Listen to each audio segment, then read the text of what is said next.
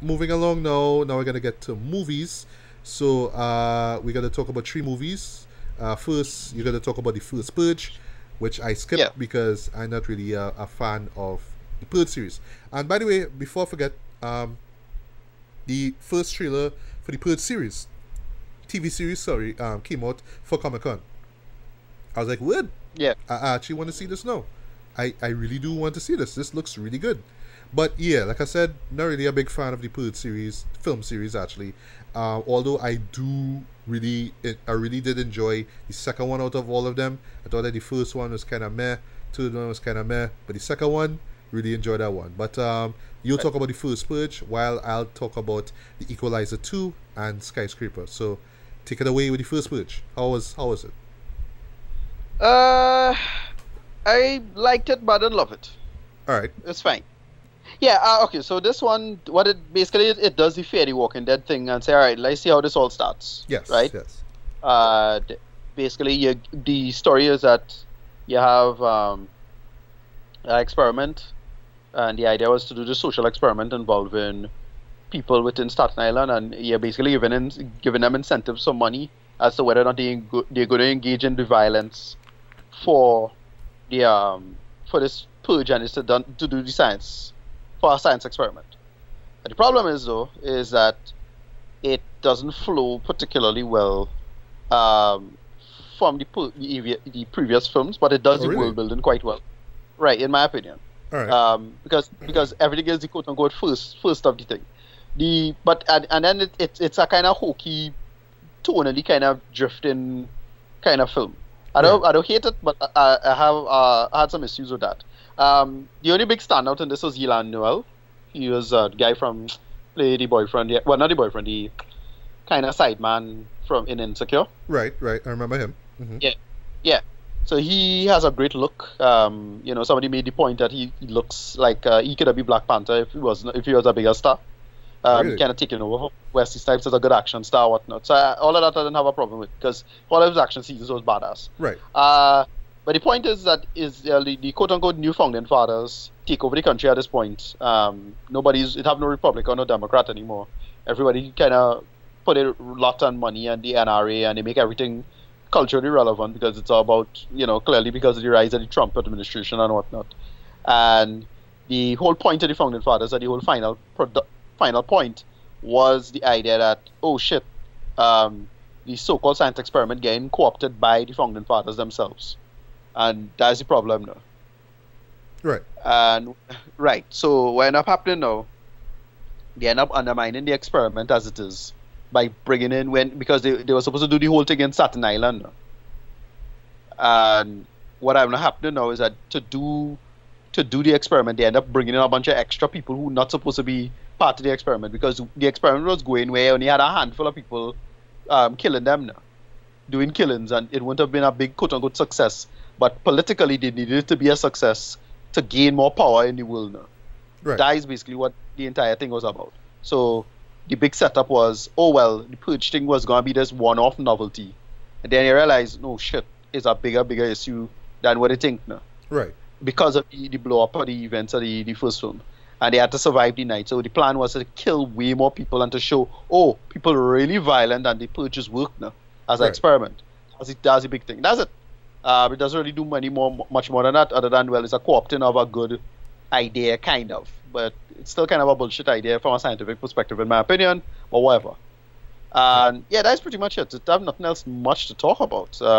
As I say, Ian Noel plays this drug leader, and he thought he was just going to ride out the purge, and he ended up having to deal with more drug shenanigans because he's from a rival drug dealer who tried to use the purge to kill him now because it would have justify, since it would have been legal now. Right. And his girlfriend, who's basically a Black Lives Matter type activist type, who they kind of sharing, well, they kind of not share, I shouldn't say share custody, but they both of them kind of helping raise her little brother. Was making a play with each other because they kind of against each other because of the drugs he does sell, and she don't like that at all. And he said, well, no, how to survive, and it's that the usual stuff. Yeah. And then that's pretty much the ending sequences where they had to fight against a bunch of setup people, all the fake gang people from the First Purge, and they had to just show, all right, they had to basically show that the founding fathers setting up the whole thing now. Right. And that's the problem. That's it. It have nothing else to talk about. The horror element, like, is it there, or is it more like just grimy action? No, right. It's more, well, it's more horror-ish in terms of aesthetic, but really a grimy kind of action thriller kind of vibe. Because it's about more about ass kicking when push come to shove, and they had to do this big final action sequence with involving a rocket launcher, which is pretty goddamn awesome when you think about it. Okay. But this felt surprisingly flat. I thought it would have been better than the first one. A lot of people I know like this one more than his second film, but I can't say that in good conscience. And I actually defend the third film. I actually like the third film, even though it was ridiculously silly. This one is just like it. Right. This one is pretty silly too. It had this one character. What's the name of the man, boy? But his name's slipping me right now. He's this crackhead kind of character who signed up for the Purge, and he was the person who did the first big kill. And that was the only character who really stood out for me. Everybody else was just kind of dumb and bullshittery. Bullshittery. It's just side characters who just do stock characters, and it's fun and whatnot. But I couldn't really get into this one as much. I don't know.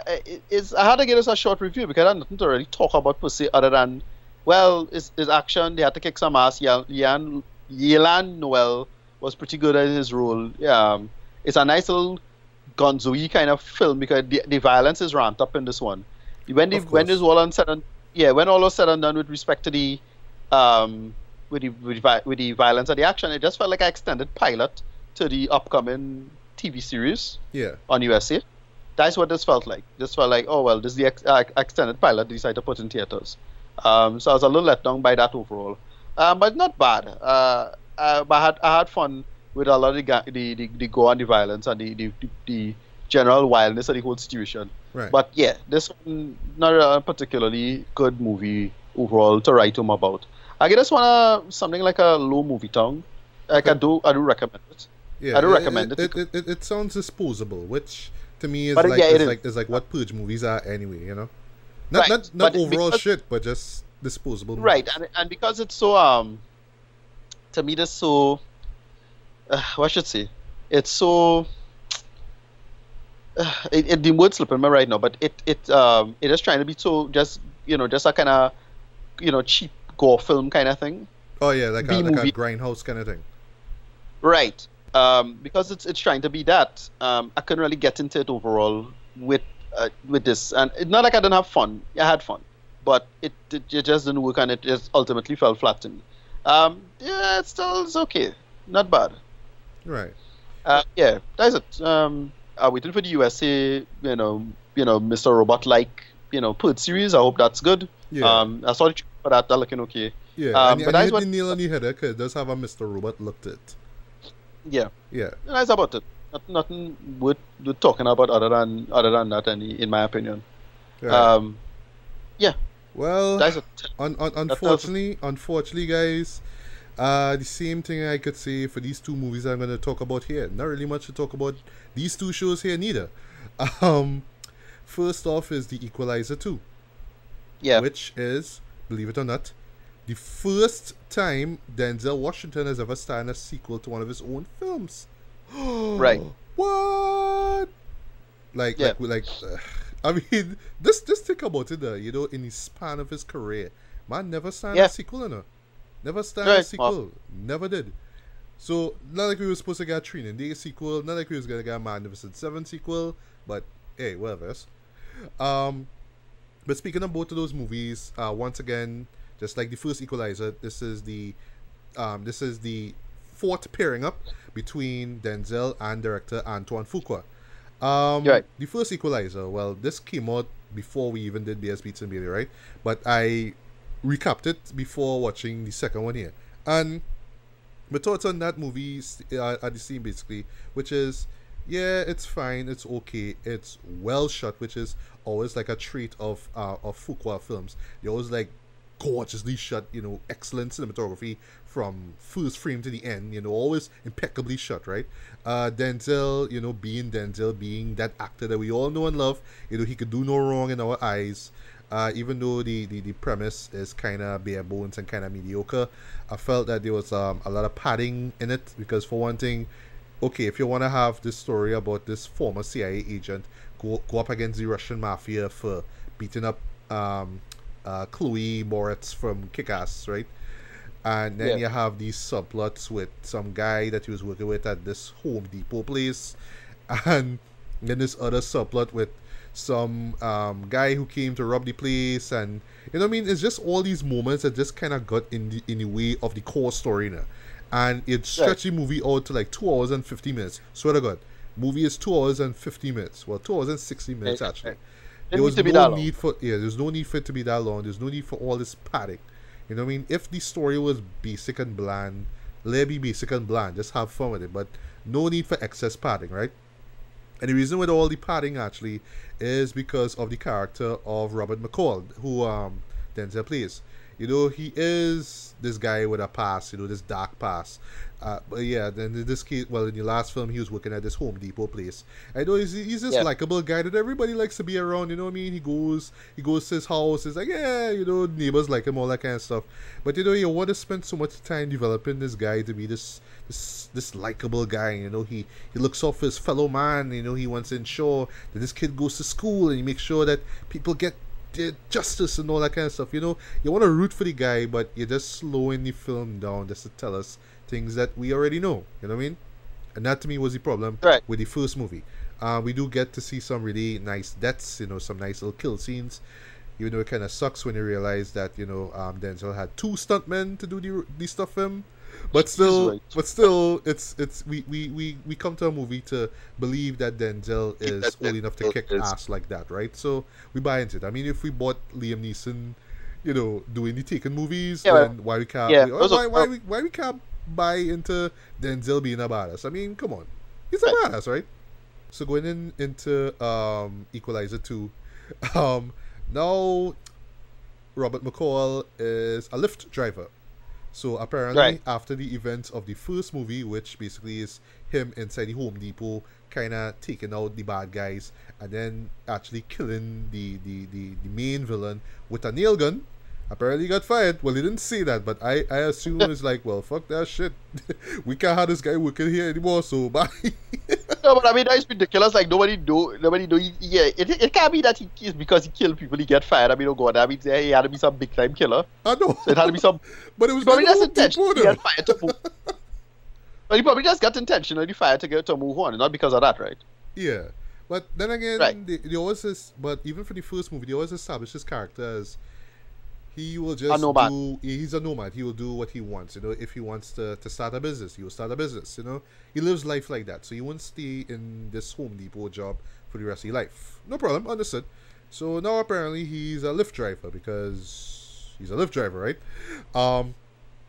And we do get a few moments like which is spoiling the trailer. One of them being this girl who's beaten up, being put into the back seat, which is kind of like a which is kind of technically a similar thing that happened in the first movie, right? But you've seen it in trailer. What happens afterwards? He goes to the guy's house, the guy's apartment, beats up the guy. You know, tell the other person, call 911. You've seen it there, right? You know, so it's not really anything big there. Although the seeing deaths on the movie was kind of badass. Just seeing it there and hearing the bones being crunched and all that kind of shit, right? But anyway, so the premise basically is that his former friend was, former superior, CIA superior, Susan Plummer, who's played by Melissa Leo, long time I haven't seen her, is murdered in Brussels. She was investigating murder, a rather brutal murder that took place, and in the process, a former CIA agent by the name of Dave York, who's played by Game of Thrones' own Pedro Pascal, ends up murdering her in the process. So basically, it's like he did the crime, of course, and he's more or less trying to kill anybody who getting close into figuring out that it's him, right? So Melissa Leo's character was trying to figure out what happened. She got killed. So of course he's going after Robert, right? So he has some goons going after Robert, and of course Robert does what Robert does because he is the Equalizer, right? And then we have 2 subplots, right? One of which could have been taken out in the movie altogether, and one that I thought didn't work, but they kind of rope it in the end actually. So the one that Right. they could have taken out altogether was this old white guy who was trying to. Is something with some inheritance and some like his wife or like some girl that he loved way back when. That made absolutely no sense. Like they kind of established that he's just this old guy. They just pick up, from this, basically this retirement home, basically to carry him back home. That kind of stuff now. But that subplot went absolutely nowhere, right? The one that I Right. felt was going nowhere, but then they kind of rope it back into the narrative, was one involving this kid by the name of Miles, who's played by Ashton Sanders from Moonlight, right? He was Right. he was a kid from the second third of Moonlight, right? The Right. teenager of Yeah, Chiron, right? teenage one. Yeah. Right. And basically it's him wanting to help out Robert, because what happened is that his neighbor's wall was more or less messed up with some graffiti, and he offered to clean it up in exchange for money. They start this little friendship basically where he will do the job and he will get paid. But then Robert learns that he's part of this gang, and this is real funny scene where he takes him out to the gang, and one of the guys like, "Who the fuck is this nigga?" And he's like, "Yeah, I'm your daddy. Your mama didn't tell you." You know what I mean? This paraphrasing here, Right. but it's in the trailer. It sounds funny as hell, right? And there's even a moment where Denzel is doing his Denzel monologues to Miles. It's like, "Well, you think you a killer, huh? You think you think because you have this gun in your hand, that make you a killer, huh? What? You a killer? Come on, shoot me, that kind of stuff." Now, it's cliche as hell, but it's Denzel. You know, you've seen him do these things hundreds of times already. Matter of fact, while I was watching that scene, I swear I was watching like a R-rated version, if you will, of the same scene from Fences where he's talking to his son, where it's like, "Yeah, Right. I provide for you, I do everything for you, Right. but I don't mean I have to love you." You know what I mean? That Right. same kind of back and forth there. It's there, right? I would be surprised. That's exactly what they tell him to tap into. You know what I mean? Like that. It almost feels beat for beat like that there. Just two guns are Yeah. involved, right? Like, yeah, Ashton is holding up two guns in this scene here. But I swear, I have a feeling that calling this right now, they're gonna use some quote from that monologue. They're gonna put it in some rap album intro or some Right. skit or some kind of Trouble. thing. So they're gonna put it in a rap album. I calling out one Yeah. time. But yeah, but Right, let's right. get into the review here. Like I said, not really much to talk about here because it is unfortunately basically the same thing like in the first movie, same kind of formula, just rinse Yeah. repeat. The good thing is that it's 50 minutes less. Well, sorry, 15 minutes shorter than the last movie, which I guess is a good thing. But once again, you do get that pacing issue. You do get those padding issues because, yes, the trailer's selling you the fact that Robert going up against these guys who kill his friend, but then the Right. film will actually stop because you have to show him be this father figure to Miles, and then they will eventually bring up a moment where, like before Susan got murdered, you know, they have this dinner scene with her. You know, I mean, it's cool and everything, but just slowing the film down, unfortunately. Like, Right. I get, we want to show Robert as this likable character. We want to show as much of that as possible. But it's an action movie. Even more, it's a thriller. And I understand the genre of thriller. You know, you could have those moments where it don't have to be like an action scene every 10 or 50 minutes. I get that. It's a thriller. Okay, fine. But there's the issue of pacing. You know what I mean? There were moments where I almost clocked out though. I was like, alright, anything Yeah. that happened in this movie, like, it just Yeah. dragged down though, you know what I mean? But fortunately in the second half it picked back up, and you know that's where it started to get a little bit that's where it started to get more entertaining for me. Not too much, but more entertaining for me. And they do Right. bring in Miles' character in the third act, and I thought they did that well enough, even though he was just like a plot device to be like, oh, you know, you try to bring me down, I'm gonna kill him, that kind of stuff there. So he kind of gets Right. in the way, and you know that usual stuff. Now, just to bring back something what I talked about with Westworld, you know, with you know, something happening thematically which works because you're seeing it on screen, but logically makes no sense. And this is just a slight spoiler here.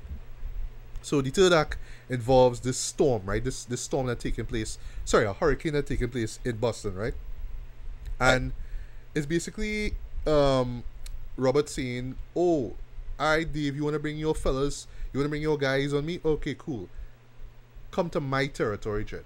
This is my turf, Right. or they're gonna come into my territory. I gotta waste all of it, right? So in this case, it turned out to be like this beachfront property area. But the thing is like it's evacuated now because of the hurricane. It's like heavy Right. rain and heavy wind and lots of rain and all that kind of stuff now. But it's like so convenient, right? That rain falling, Yeah. everybody going, and Robert could just basically duck from house to house, basically just taking out one of these guys now, you know what I mean? But Yeah. thematically, it looked real good. Shot very well. Yeah. It's like, okay, it's like this big dramatic moment now, rain falling, I taking out these bad guys, it's like real thriller shit now. But when you think about it, you going into the middle of a hurricane, right? Into an area where people evacuate just to take down some fellas. Like you couldn't do that in your house, Right. you couldn't go in another Home Depot and waste them there. You have to drive into a hurricane to do this. You know Well, I what I think mean? the storm thing wasn't part of the trap. Like he could handle the storm, but they can't handle the storm. Well, kind of. That's what I'm saying. Like when you think about it, it kind of works. Because Right. yes, he has the natural elements, using that to his advantage. But once again, Right. you're going into the middle of a hurricane to do all this kind of stuff. Like, Yeah. you know what I mean? Yeah. You had to justify your set piece. Exactly. Yeah, they could have done Yeah, that yeah. a lot better though. Because I Right. love the set piece, I really do. But they could have justified that a Okay. lot better though. Right, But okay. yeah, I mean, but once again, Denzel does what Denzel does. I mean, he is great in this. He carries the film anyway, so there's no reason for him to fail or to make this film suffer, and he doesn't. I mean, he carries it across to the end, even though they do give him some nonsensical stuff to do. Like for one thing, the scene with him on the train in Istanbul, him wearing that really god awful disguise, to the point that Right. even the guys that he was trying to kill is like, "You're American, huh?" And he's like, "Yeah." It's like, what was the point of you having this like Muslim garb on? Sorry, not Muslim garb, Yeah. the Muslim beard and all that stuff. That like Yeah.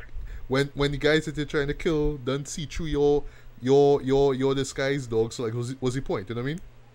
Right. But they make for a fun moment, like fun in terms of yeah, he's gonna fuck you up, ha ha ha ha. Look how you gonna do it, right? And he still does that whole timing Yeah. himself and seeing Right. what the guy's gonna, well, not what they're gonna do in advance, but seeing what he could use at his disposal and all that kind of stuff. That he does all that kind of stuff, right? So it's there. The supporting cast are decent. I mean, for what they're given. I mean, Pedro Pascal was decent as the villain. Ashton Sanders was decent for what he was given. Although I find that he was just there for the sake of being there. Melissa Leo was decent. Bill Pullman, who plays Susan's wife, he could have Oh, he gotten was- more. Yeah, he was in the first one, but just like in the first one, he didn't get enough screen time though. Like he was just there for like a couple scenes and he just pretty much forgot. You know what I mean? Right. But yes, the action scenes are handled very well. It's shot very well as well. The cinematography once again is top notch. The music is there. I mean, nothing really to write home about. But like I say, once again, thematically things happen, but logically it kind of don't make sense. Like Right. that whole final scene that I mentioned before. But all in all, this was what I would say the slight improvement was just more or less kind of shaving off the like the time, like kind of tightening up the pacing. But unfortunately, didn't really tighten it up that much because it still does drag. It still does have that sluggish feel, and it does have padding, a lot of padding in it. You know what I mean? And I felt that at this point, it's really not necessary. Like in the first one, you could get away with it. First time mistakes, whatever. But in the second one, this one here, Yeah. you kind of really didn't need that. So all in all, it just felt like the same old thing again, just with a different coat of paint. Right. Basically. But I didn't hate it. It's just that I wish that this could have been better, seeing that this was a sequel and seeing that it is Denzel's first ever sequel. So for me, I give this a very, very light 3 out of 5. It was alright. I didn't walk out of it being like this was a waste of time. I mean, I Right. get my money's worth, but once again, it was just the same old same, and I just wish that we could have gotten more. Right. Right. Last but not least, should I thought that you would have checked out though. Skyscraper. Right. And to start things off, I, though, I couldn't find time this weekend for that, and yeah, I was like, all right, one of them something I had to suffer and take because I had some work to do. So it was I really didn't find the time. I should have. I really should have made the effort. But it's like when I see the rating for it and the kind of the score for it, I was like, well, yeah, I know what I mean. And you know, that to me, that piqued my curiosity, you know. I mean, it's not because it's Dwayne Johnson starring. I mean, he could act in a piece of shit, and I but would hate it, I like Baywatch, which I hated, but yeah, I had those particularly dumb in especially in his case now. yeah. But you know, talking about Rock for the bit, talking about The Rock, I should say. Is it just me or just getting fed up of I don't want to say fed up of The Rock, because I mean he is still that charming, charismatic I know guy. where you're going. But I think right now it's just Dwayne Johnson overload by at this point in time. But He is very overexposed, and you know, I forget there's an old joke that they made. I forget is Sidney Poitier or something like that made that joke about say look when if you're being seen for free, they go stop paying to see you now. Yeah. That's how Dwayne Johnson is to me. I mean, it's like, yeah, you're kind of in fucking everything now. That's the thing, boy. And you need to tone that back because people start to get fed up with you. Yeah. And it's not that they get fed up with you in terms of, oh, I hate Dwayne Johnson. It's, well, I'm not going to pay to see you anymore. Yeah. That's the idea. Yeah, that's why, you know, these movies kind of just running the course badly, you know. Like, you know, look, like, if he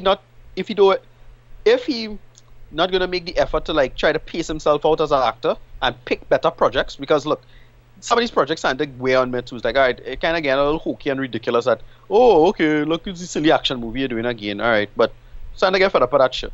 You know, you had Rampage this year, I generally enjoy that, but now it's like, well, you know, you need to do another Rampage, like, and you really just, it's kind of getting harder and harder to justify your bullshit now. Yeah, I totally agree, but because for one thing, like, just go back way back when, right? Back in 2004, I think it was when the Rundown came out. Remember that one shot where it was like Arnold Schwarzenegger was passing the torch to The Rock at the time? Yeah. It's like, yeah, you're going to be the next action hero now, you know what I mean? And we get that, right? But just like with Arnold, well, not to this degree, because this is the 2010s now, so we get like 2 or 3 movies starring The Rock every year now, you know what I mean? Yeah, it's too much. Yeah, exactly. It's not like Arnold's back in the 90s or so, where you get like a movie from him like every 2 years or thereabout, right? But, no, one a year fine. Yeah. 1 a year is fine. If he just had Rampage this year, then he'd hold back on this project. Correct. Yes.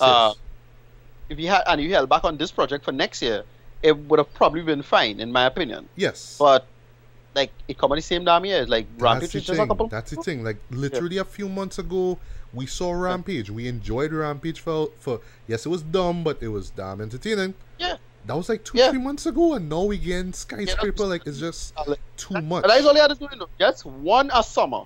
A summer. We get The Rock, and then maybe he could act in a Fast and the Furious movie. So we get one, and then ever so often you have two Rock movies a summer. So he in a single vehicle, and then he do the Fast and the Furious stuff, or then he do the crossover with what's his name, also whatever now. Yeah, or we get like a comedy or with a Kevin Hart or something like that, maybe, right? Or maybe not. I don't know. And then I look up something.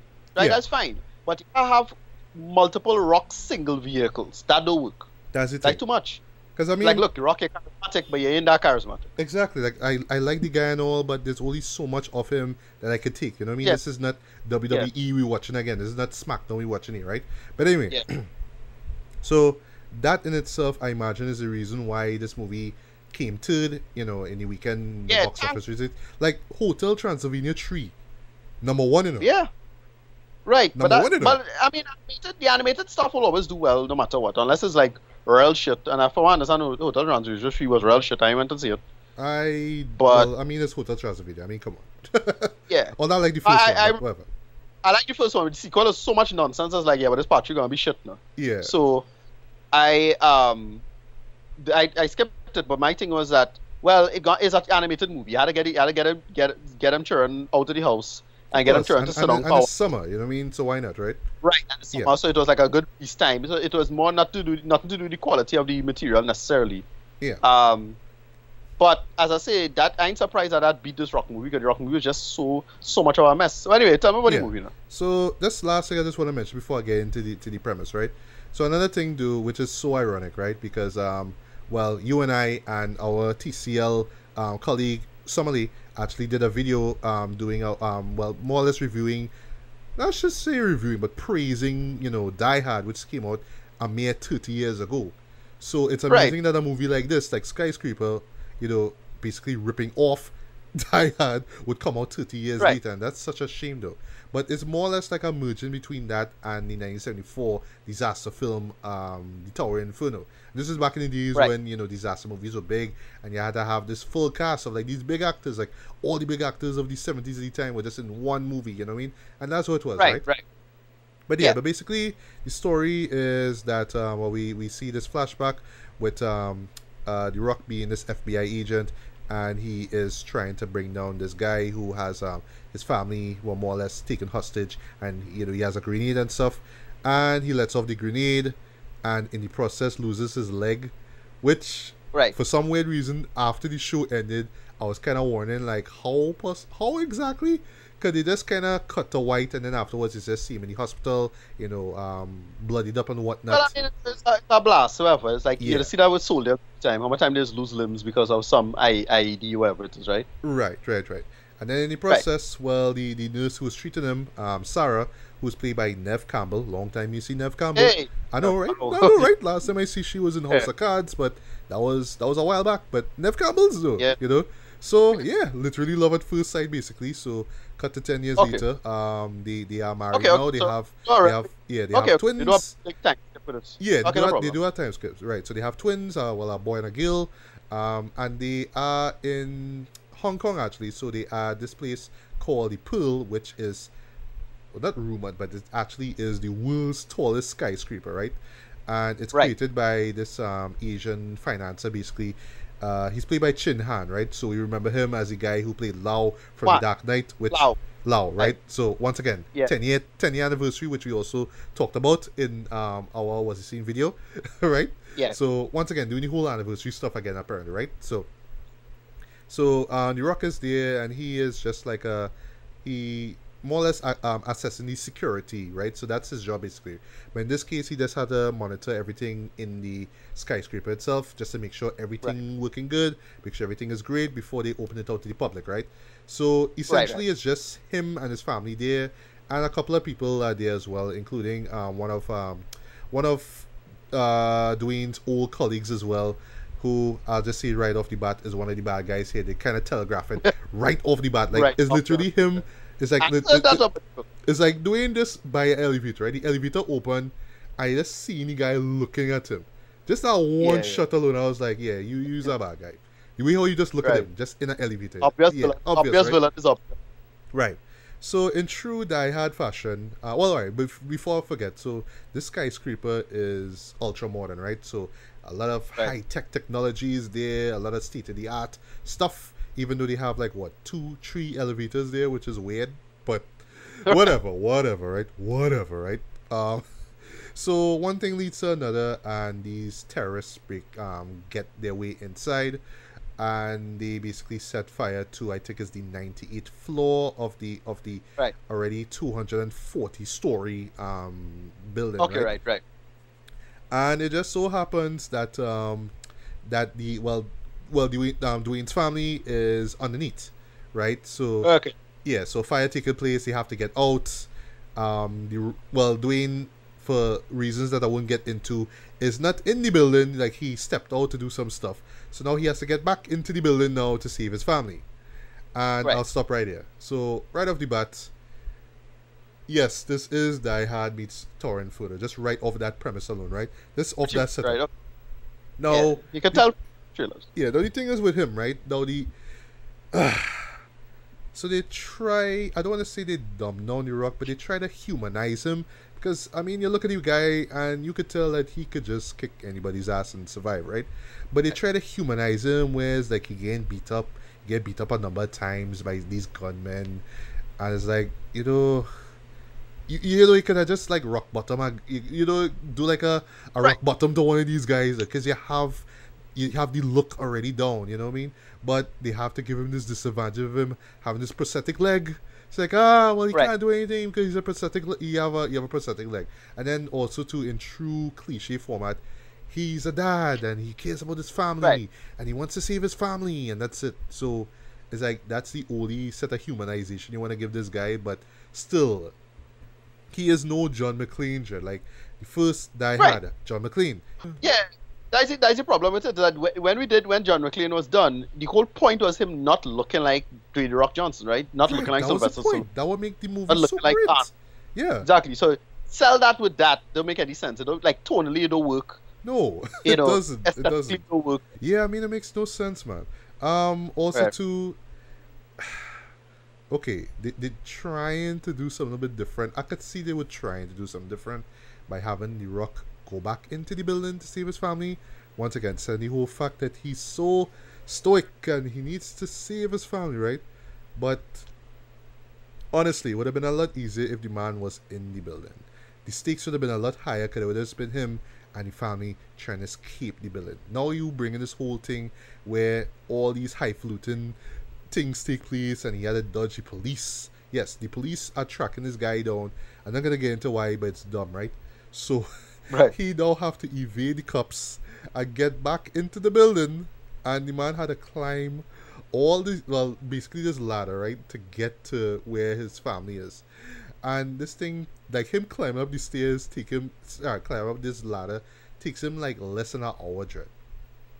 Like probably take, like in the film it lasts like about 3 or 4 minutes. Like 3-4 minutes later, the man suddenly at the floor where he needs to get inside now, and then he get the shot where he was in the crane, and then he jump. Then a 90 plus.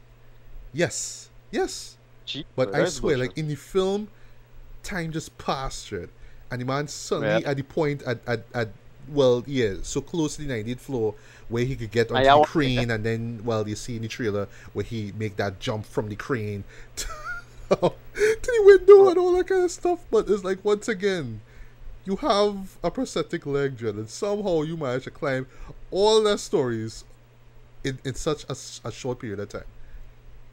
Now, what the film could have done, they could have shown, right? They could have shown, okay, this is how he got from the ground floor to that point, and then there was a ladder outside, and maybe he had to get outside to get to the ladder to climb up. Nope.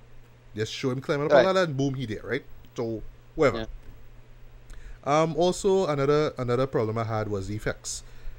The effects, when they used, I mean, they're good, right? But they just felt too artificial. There were just a lot of moments where it's like, I know this is CG. Even with characters talking, it's like, I know the background is CG. I know they're in a green screen room or a blue screen room. I know this. There's just nothing that's selling the authenticity of this building. Because once again, you want to sell the fact that this is the eighth wonder of the world, right? You want to sell this thing as so incredible now. But I'm watching it, and yeah, the design look kind of cool. The design of the building itself look kind of cool. But yeah, I could tell when there's CG, you know? And it just took me out of the film a lot of times. Like, there was no moment where I was like, okay, I'm really buying the fact that this thing is on fire. No, it's CG fire. You've seen these things hundreds of times already, right? Right. But the biggest crime of this show, though, is the tone, boy. The tone is what brought it down for me. Because, yes, it's Towering Inferno meets Die Hard. You could have done a kind of slightly self-aware kind of approach to it, whereas like you know, like a James Bond movie is like, you're not laughing at the movie, but you're laughing with the people who are in the movie. You know, the people in the movie are aware that this is fun and not to be taken seriously, so you can laugh with us, not laugh at us. In this case, because in this case, they're just being so serious to the point where I was like, it felt like I was watching Live Free or Die Hard, where it was like a PG-13, but like a hard PG-13. But you know, if they could have gone a little bit further, it could have been an R. Like, this thing should have been an R-rated movie though, because of just how serious it takes everything, from the violence to the way how the bad guys move, to how, you know, just seeing Rock getting beat up. You know, it's always like this kind of dark, grim tone. But because the premise itself is so dumb and ridiculous, you could have gone for like this sort of cheesy B-movie vibe to it. And yes, Right. they do try to go for a 90s action blockbuster vibe here. I mean, you do get that there. I mean, that's fine, but you didn't need to take things so serious with this, though. It's a dumb, goofy summer blockbuster. That's what we come to expect. Like, it didn't disturb me, but at times I was wondering if I was the only one who find that the tone for this was too dark, but I Right. couldn't be Yeah. the only one who finds so, because once again, is Dwayne Johnson A- Any in director, any director a of this, Murder Skyscraper. Like, yeah, but any it's director, dumb. this is not a comedy director. Yes, he did, because he did Central Intelligence, which I did not see, Right. but he did Dodgeball, which Right. I really enjoy. Same, right. I was saying not the same fellow who did that with Kevin Hart, and then, like, yeah, why he wasn't in Yeah, this? like, you know what I mean? Like, he has done comedy before this, so that's why I'm saying, like, why not just play it off on a lighter tone? I mean, you'll have the PG-13 Right. rating, right? So why this need to go all dark now? You know what I mean? So it's almost like what's the perfect example? It's like White House Down versus Olympus Has Fallen. Right. Olympus Has Fallen, R-rated, deservedly so because of how grim and dark and violent it is. It deserved the rating, right? White House Down, PG-13, same kind of premise, but because you had Jamie Foxx and what's this guy's face, Channing Tatum together, they had this kind of like witty banter amongst them. Even though I find that it wasn't all that funny, but still it kind of lightened things down a bit, so you enjoy it for how ridiculous it was. And then I felt that show embrace its ridiculousness now. Here they could have done it, but no, it had to be dark. We had to take things seriously because it's about one man trying to save his family from terrorists and a burning skyscraper and a bunch of scenarios that we don't buy into because it's The Rock. And it looks even sillier because it's The Rock with one leg. You know what I mean? However, though, good things though. Dwayne Johnson is charming and likable as you know, his character once again. Just like Denzel, he could do no wrong in my eyes. He does hold the movie together. I thought that Nev Campbell was decent as well. The bad guys were just one-dimensional, cookie-cutter characters. Didn't care about none of them. But really, it's just him. He's like the saving grace in the whole movie. But everything else is just so painfully, blatantly ripping off better, superior movies, and that's the overall problem with this movie. That's the thing I took out of this. Is like it just takes from great movies, like great action movies, and it's really like, I don't know, at this age, like, we still doing this stuff, Jared. Like, come on, there's really no need for that. But yeah, overall, not really much I could say about it. But while I did not like the film as much as I wanted to, like, I was expecting dumb, goofy fun, but didn't get that, unfortunately. But however, though, I mean, it wasn't an absolute waste of time. Though. I would say that much. Right. It's shut your brain off, watch this dumb action movie, and you might enjoy it. So it's not like I walk out of it feeling like I wasted my time and money. Now, some people might get that feeling, but for me, I just look at it like, well, yes, I kind of get fed up on The Rock now. I actually end up enjoying Rampage more. The premise of that show was way dumber, but to think I actually enjoyed that more than this. That's saying a lot, right? That actually kind of sad when they talk about it, right? So yeah, boy, for me, this gets a light 2.5 out of 5 for me, boy. It is what it is, right? I mean, if you know what you're gonna get yourself into, then you'll enjoy it, right? Once you go in knowing what to expect. If you don't want to see this mashup between Die Hard and Torrent and Inferno, don't even bother.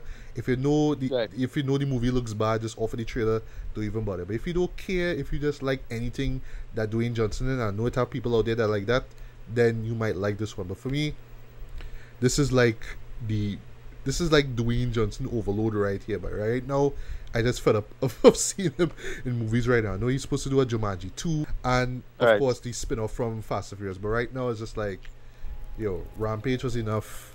Let me just stop here. Please stop.